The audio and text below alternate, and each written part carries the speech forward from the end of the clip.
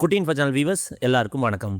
இன்றைக்கி நம்ம பார்க்க போகிறது நம்மளுடைய தாத்தா, பாட்டி, அப்பா, அம்மா யாராக இருந்தாலும் அவங்க 15 வருஷம் 20 வருடத்துக்கு முன்னாடி இறந்துருந்தாலும் அவங்களுடைய இறப்பு சான்றிதழ் டெத் சர்டிஃபிகேட் இருக்குது இல்லைங்களா, அவங்களோட நிலத்தில் பட்டாவில் இருக்கிற பெயர் மாற்றம் செய்கிறதுக்கு, அவங்க பேரில் இருக்க இபி கனெக்ஷன் மாற்றுறதுக்கு, இந்த மாதிரி எதுக்காக இருந்தாலும் அவங்களோட டெத் சர்டிஃபிகேட் தேவைப்படும். அந்த சர்டிஃபிகேட்டை நீங்கள் அப்போது வாங்க மறந்துட்டு இருந்தாலோ இல்லை அப்போதைக்கு தெரியாமல் இருந்தாலோ இப்போது கவர்மெண்ட்டில் முறைப்படி பதிவு செய்து வாங்குவது எப்படி அப்படிங்கிறது தான் இன்றைக்கி நம்ம வீடியோக்குள்ளே பார்க்க போகிறோம். இந்த ப்ரொசீஜர் முழுசாக நம்ம கிளியராக எக்ஸ்பிளைன் பண்ணுறதால வீடியோ கொஞ்சம் லென்த்தாக இருக்கும், அதனால் ஸ்கிப் பண்ணாமல் முழுசாக பாருங்கள். வாங்க இன்றைக்கி நம்ம வீடியோக்குள்ளே போகலாம்.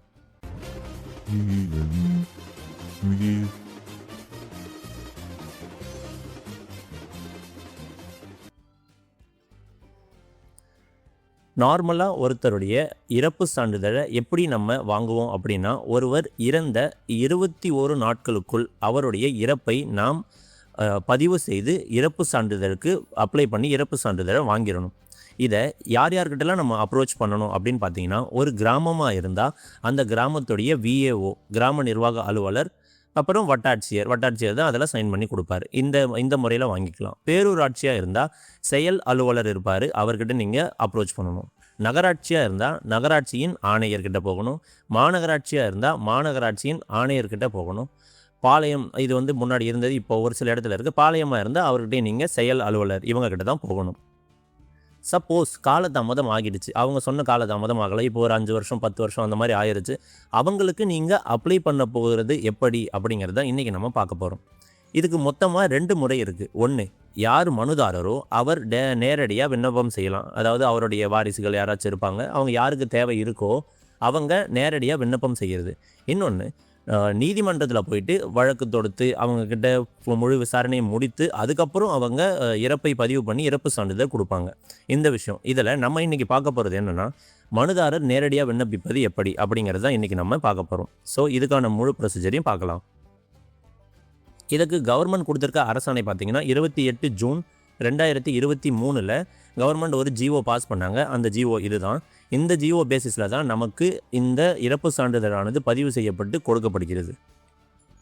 இதுக்கு என்னெல்லாம் ஆவணம் தேவைப்படுது அப்படின்னு பார்த்தீங்கன்னா, இதுக்கு ஒரு விண்ணப்பம் நீங்கள் ரெடி பண்ணணும். அந்த விண்ணப்பத்தை பூர்த்தி செஞ்சுக்கணும்.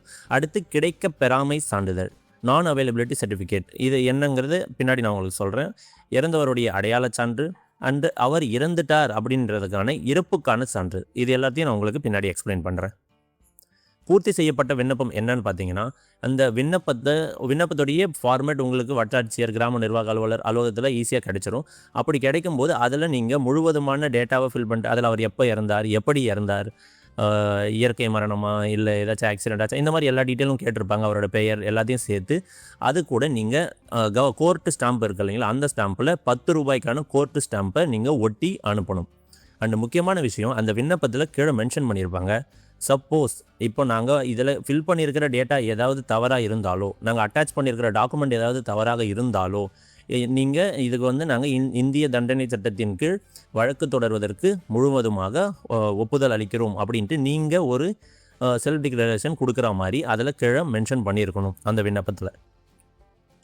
அடுத்து, நான் கிடைக்க பெறாமை சான்றிதழ் சொன்னோம் இல்லைங்களா, நான் அவைலபிலிட்டி சர்டிஃபிகேட், இது என்னென்னா அந்த கன்சர்ன்டு பகுதி, இப்போ நம்ம சொன்ன இல்லையா யார் யாரை அப்ரோச் பண்ணணுன்ட்டு, இந்த இடத்துலலாம் சப்போஸ் உங்களுடைய இறப்பு சான்றிதழ் அப்ளை பண்ணுறீங்களா, அந்த யாருடைய இறப்பு சான்றிதழ் அப்ளை பண்ணுறீங்களோ அவரோட இறப்பு பதிவு செய்யப்படாமல் இருக்கிறது, இப்போ இது வரைக்கும் நம்ம அதை ரெஜிஸ்டரே பண்ணலை அப்படின்ட்டு உங்களோட கன்சர்ன்டு அத்தாரிட்டி யார்கிட்ட நீங்கள் போய் அப்ரோச் பண்ணுறீங்களோ அவங்க ஒரு சர்டிஃபிகேட் கொடுப்பாங்க. நாங்கள் எங்களோட ரெக்கார்ட்ஸ் ஃபுல்லாக செக் பண்ணி பார்த்துட்டோம், அவருடைய இறப்பு பதிவு செய்யப்படவில்லை அப்படின்னு சொல்லிட்டு நான் அவைலபிலிட்டி சர்டிஃபிகேட் கொடுப்பாங்க.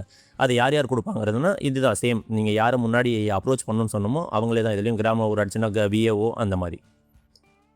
அடுத்து, இந்த கிடைக்க பெறாமை சான்றிதழ் ஒரு சான்றிதழ் மட்டும் அப்ளை பண்ணால் போதுமா, அது எந்த பீரியடுக்கானது அப்படிங்கிறதுல ஒரு சில கண்டிஷன் அவங்க கொடுத்துருக்காங்க. 3 வகையான என்ஏசியை நீங்கள் வாங்கி கொடுக்கணும். அது என்னென்னா, நீங்கள் அவர் இறந்த ஆண்டுன்னு ஒரு ஆண்டு சொல்கிறீங்களா, அந்த வருஷம், ஃபார் எக்ஸாம்பிள் ஒரு 2005 ஒருத்தர் இறந்துட்டார், உங்களோட தாத்தா இறந்துட்டார், அவருடைய என்ஏசி நீங்கள் அப்ளை பண்ணும்போது 2005 அந்த வருடம் முழுக்க அவங்க செக் பண்ணி பார்க்கணும்.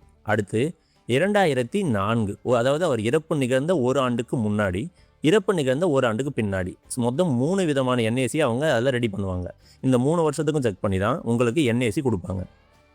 அடுத்து இறந்தவருடைய அடையாள சான்றிதழ். இதில் நம்ம ஸ்க்ரீனில் கொடுத்துருக்கிறதுல ஏதாவது ஒரு அடையாள சான்றிதழ் இருந்தால் போதும். அவரோட ஆதார் அட்டை, டிரைவிங் லைசன்ஸ், பாஸ்போர்ட், இல்லை ஓட்டர் ஐடி, இல்லை ரேஷன் கார்டு, இதில் ஏதாவது ஒன்று அவருடைய அடையாள சான்றாக நம்ம அதை கூட அட்டாச் பண்ணணும். இறப்புக்கான சான்றிதழ் இதில் பார்த்தீங்கன்னா, சப்போஸ் அவரை நீங்கள் சுடுகாட்டில் எரிச்சிருந்தாங்கன்னா அங்கே எரிச்சதுக்கான ஒரு ரிசிப்ட் ஒன்று கொடுப்பாங்க, சீட்டு மாதிரி ஒன்று ரெடி பண்ணி கொடுப்பாங்க. அவரை புதைத்திருந்தாலும் அந்த சுடுகாடு இடுகாடு என்ன இருக்கோ அதுக்கு ஒரு பொறுப்பாளர் இருப்பார், அவர்கிட்ட இருந்து அந்த சீட்டு கிடைக்கும். சப்போஸ் மருத்துவமனையில் இருந்திருந்தால் ஹாஸ்பிட்டலில் இருந்து உங்களுக்கு சீட்டு கொடுத்துருப்பாங்க. அது இல்லாமல் விபத்து, கொலை, தற்கொலை இந்த மாதிரி ஏதாச்சும் ஒரு இடத்துல இல்லைனா அன்னோன் பிளேஸில் யாருன்னா ஒருத்தர் வந்து அந்த பாடியை கண்டுபிடிச்சாங்க அப்படின்னா இது போலீஸ் ஸ்டேஷன் கண்ட்ரோலில் வந்திருக்கும். ஸோ அவங்கக்கிட்ட இருந்து எஃப்ஐஆர் முதல் தகவல் அறிக்கையை வாங்கி நீங்கள் அதை அட்டாச் பண்ணலாம். அப்படி இல்லை வீட்டிலேயே மரணம் நிகழ்ந்துருச்சு அப்படின்னா அந்த குடும்பத் தலைவர் அல்லது தலைவி இருக்காங்க இல்லையா, அவங்களுடைய நெருங்கிய உறவினர், அப்படி யாரும் நெருங்கிய உறவினர் இல்லைன்னா அந்த பீரியடில் அந்த இறப்பு நிகழ்ந்த இடத்துல யார் இருந்தாங்களோ அதில் வயதில் முதிர்ந்த ஒரு மூத்த ஆடவரிடம் நீங்கள் எழுத்துப்பூர்வமாக அறிக்கை வாங்கி அதையும் இறப்புக்கான சான்றாக அட்டாச் பண்ணலாம். ஆனால் பிற்காலத்தில் இவரை அவங்க இன்வெஸ்டிகேஷனில் கூப்பிடுவாங்க. விண்ணப்பிக்கும் இடம் யாருக்கு விண்ணப்பிக்கிறீங்க அப்படின்னா, நீங்கள் வருவாய் கோட்டாட்சியர், ரெவென்யூ டிவிஷனல் ஆஃபீஸர் இருக்காருங்களா, ஆர்டிஓ, அவங்களுக்கு தான் நீங்கள் வந்து இதை அப்ளை பண்ணி அவங்க ஆஃபீஸுக்கு தான் அப்ளை பண்ணுவீங்க. அவர் தான் இதுக்கான மொத்த ஆக்ஷனும் எடுப்பார். இந்த எந்த ப்ராசஸில் நடக்கும் அப்படின்னா, இதுதான் கம்ப்ளீட் ப்ராசஸ். இப்போ உங்கள் ஸ்க்ரீனில் தெரியறது தான். நீங்கள் ஃபஸ்ட்டு வருவாய் கோட்டாட்சியருக்கு மனு செய்வீங்க. நீங்கள் செய்யும்போதே அவங்க உங்ககிட்ட ஒரு அறிவுறுத்தல் கொடுப்பாங்க. அது என்னென்னா, நீங்கள் உங்களோட பிரச்சனை சொல்கிறீங்க இல்லையா, இவர் இறந்துட்டார் இந்த வருஷத்தில் அப்படின்ட்டு, அது சம்மந்தமாக நீங்கள் செய்தித்தாளில் விளம்பரம் செய்ய வேண்டும் அப்படின்னு அவர் அங்கேயே சொல்லிடுவார். அந்த செய்தித்தாள் எப்படிப்பட்டது இருக்கணும் அப்படின்றத நான் உங்களுக்கு பின்னாடி சொல்கிறேன். நீங்கள் மனு கொடுத்த உடனே உங்களுக்கு இந்த அறிவுரை செஞ்சதுக்கப்புறம் வருவாய் கோட்டாட்சியர் என்ன பண்ணுவார்னா, உங்களோட அப்ளிகேஷனை கிராம நிர்வாக அலுவலருக்கு அனுப்புவார். கிராம நிர்வாக அலுவலர் அவர் உங்களோட ஊர்லேயும் விட்னஸ் எல்லாரையும் விசாரித்து அவர் 2 வாரத்தில் அவரோட அறிக்கையை வருவாய் ஆய்வாளர் ஆர்ஐ கிட்ட சப்மிட் பண்ணுவாங்க. ஆர்ஐ அதை 1 வாரம் டைம் எடுத்துக்கிட்டு அதை கிராஸ் செக் பண்ணி வட்டாட்சியர் தாசில்தார்கிட்ட கொடுப்பார். தாசில்தார் அதை 2 வாரம் எடுத்து ஃபுல்லாக கிராஸ் வெரிஃபை பண்ணதுக்கப்புறம் மறுபடியும் வருவாய் கோட்டாட்சியர்கிட்ட கொடுப்பார். மொத்தத்தில் அந்த வருவாய் கோட்டாட்சியர் நம்மளோட மனுவை பெற்ற 60 நாட்களுக்குள் தன்னுடைய கருத்தை அவர் தெரிவிப்பார். இது எல்லாமே சரியாக இருக்குது அப்படின்னு நினச்சா அவர் உங்களுக்கு இறப்பு சான்றிதழை வழங்குவதற்கு ஆணையிடுவார். அப்படி இல்லை, இதில் ஏதாச்சும் அவருக்கு சரியாக நீங்கள் கொடுத்ததெல்லாம் உண்மையான விவரமாக தெரியலன்னா அவர் அதை நிராகரிக்கவும் அவருக்கு உரிமை உண்டு. இந்த செய்தித்தாள் விளம்பரம் சொன்னேன் இல்லைங்களா, அந்த செய்தித்தாள் விளம்பரம் என்ன இருக்கணும்னா, நீங்கள் யாராவது இந்த மாதிரி ஒருத்தர் இறந்துட்டார், அவருக்கான இறப்பு சான்றிதழ் நான் பதிவு பண்ண போகிறேன், இதில் யாருக்காவது ஆட்சேபனை இருந்தால் நீங்கள் 30 நாட்களுக்குள் வந்து தெரிவிக்கலாம் அப்படின்ட்டு நீங்கள் இந்த செய்தித்தாள், உள்ளூர் செய்தித்தாளில் நீங்கள் விளம்பரம் செய்வீங்க. அந்த விளம்பரம் பார்த்து யாராவது ஆட்சேபனை தெரிவித்தால் அது கோட்டாட்சியர்கிட்ட போய் சேர்ந்துடும். அப்படி எதுவும் இல்லைன்னா நீங்கள் விளம்பரம் செய்ததுலேருந்து 30 நாட்களுக்கு அப்புறம் இந்த விளம்பரம் செய்ததற்கான ஆதாரத்தை கொண்டு போயிட்டு உங்களை கோட்டாட்சியர் மறுபடியும் விசாரணைக்கு கூப்பிடுவார். அப்படி அவர் கூப்பிடும்போது நீங்கள் இதை கொண்டு போகணும் கூட. கோட்டாட்சியர் தன்னுடைய இறுதி விசாரணை, அதாவது அவருக்கு யார் மேலாம் டவுட் இருக்குது, எங்கெல்லாம் சின்னதாக ஒரு விஷயம் அவருக்கு வந்து தெளிவு இல்லையோ அங்கே எல்லாத்தையும் அனைத்து சாட்சிகளையும் அவர் விசாரிப்பார். எல்லா சாட்சியும் விசாரித்து முடித்து விட்டு அதுக்கப்புறம் அவர் அந்த மனுவை ஏற்றுக்கொள்ளலாம், நிராகரிக்கவும் செய்யலாம். அது அவரோட முழு உரிமை. இதுக்கான ஃபீஸ் எவ்வளோன்னு பார்த்தீங்கன்னா அவங்க சொல்லுவாங்க, உங்கள் கோட்டாட்சியர் உங்களுக்கு சொல்லுவார் எந்த அக்கௌண்ட்டில் போய் நீங்கள் பே பண்ணணும். கவர்மெண்ட்டில் நிறைய கணக்கு இருக்குது இல்லைங்களா, எந்த கணக்கில் எந்த பதிவாளர் அலுவலகம், எந்த ரெஜிஸ்டர் ஆஃபீஸில் போயிட்டு நீங்கள் பணம் செலுத்தணும் அப்படிங்கிறதுக்கான ஆணை என்ன அவர் உங்களுக்கு கொடுத்து 500 ரூபாய், நீங்கள் காலதாமதமாக நடந்திருக்கு இல்லையா, அதுக்கான கட்டணமாக 500 ரூபாயை உங்களை ரிசிப்டில் பே பண்ண சொல்லி உங்களுக்கு ஆணை கொடுப்பாங்க.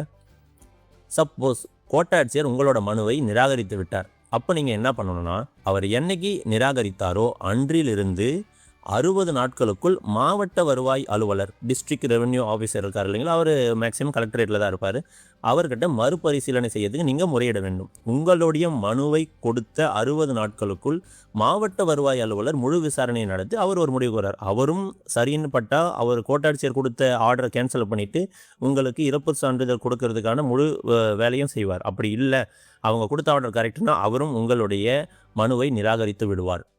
ஸோ இவ்வளோ தான். இதில் உங்களுக்கு என்னெல்லாம் பெனிஃபிட்ஸ் கிடைக்கும்னு பார்த்தீங்கன்னா, உங்களுடைய தாத்தா, பாட்டி, அப்பா, அம்மா யாராவது முன்னாடி இறந்துட்டாங்க, அவங்க பெயரில் பட்டா இருக்குது, பத்திரம் இருக்குன்னா உங்களால் அவங்களுடைய இறப்பு சான்றிதழ் இல்லாமல் எந்த ஒரு இந்த பெயர் மாற்றமோ பத்திரப்பதிவு மாற்றமோ செய்ய முடியாது. நீங்கள் அடுத்து வாரிசு சர்டிஃபிகேட் வாங்கணும். அந்த வாரிசு சான்றிதழ் வாங்குறதுக்கு உங்களுக்கு முதல்ல இறப்பு சான்றிதழ் தான் வேணும். இந்த இறப்பு சான்றிதழை வாங்கி முடித்த பின்பு அதை கொண்டு தான் நீங்கள் எல்லா மாற்றமும் செய்வீங்க. ஸோ இதுதான் ப்ராப்பர் சேனல். நீங்கள் நீதிமன்றத்து மூலமாக போகாதது உங்களோட விருப்பம். பட் இதை ஒரு சாதாரண மனுதாரராக உங்களாலையும் இது எல்லாத்தையும் செய்ய முடியும். ஸோ இது அடுத்து நம்ம வாரிசு சான்றிதழ் இறப்பு சான்றிதழ் கிடைத்த பிறகு வாரிசு சான்றிதழ் எப்படி வாங்கணும் அப்படிங்கிறதுக்கான வீடியோவும் போடலாம்.